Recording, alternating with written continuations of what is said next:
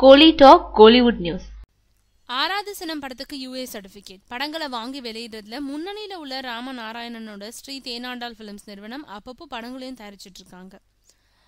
அருள்நிதி நடிச்ச டிமாண்டி காலனி படத்தை தயாரிச்ச ஸ்ரீ தேனாண்டாள் பிலிம்ஸ் நிறுவனம் அந்த படத்தோட வெற்றியை தொடர்ந்து இப்போ ஆராது சினம் படத்தை தயாரிச்சிருக்காங்க. மலையாளத்துல பெரும் வரவேற்பை பெற்ற மெமரிஸ் படத்தோட ரீமேக்கான இந்த படத்தை அறிவழகன் இயக்கியிருக்காரு. பிருத்திவிராஜ் நடிச்ச மெமரிஸ் படத்தை திருஷ்யம் பட இயக்குனரான ஜீத்து ஜோசப் இயக்கியிருந்தாரு. நகர்ல தொடர்ந்து நடைபெற்று வரும் கொலையை துப்பறிய காவல்துறை அதிகாரியை நியமிக்குது அரசு. அந்த காவல்துறை அதிகாரிக்கும் அவரோட குடும்பத்தினருக்கும் கொலைக்காரங்க தொல்லை கொடுக்கறாங்க. அதை மீறி காவல்துறை அதிகாரி கொலைக்காரர்களை கைது செஞ்சாரா, அவரோட குடும்பம் என்ன ஆச்சு, வென்றது யாருன்றதுதான் ஆராது சினம் படத்தோட கதை.